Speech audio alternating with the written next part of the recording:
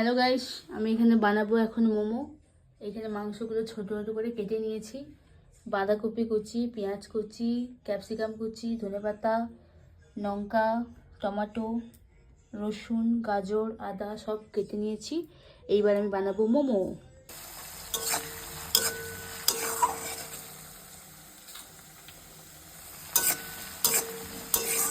মোমোর জন্য মশলা করা হচ্ছে।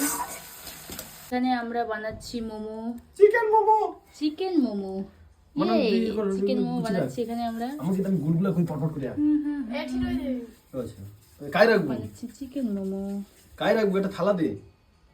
ওইটাই রাখতে এর মোমো কমপ্লিট। আমরা এখন খাবো মোমো। দেখি টেস্টটা কেমন হয়েছে। ও মাই গড, সুন্দর। এখন মোমো সাজাচ্ছে, আরো দেবে মোমো।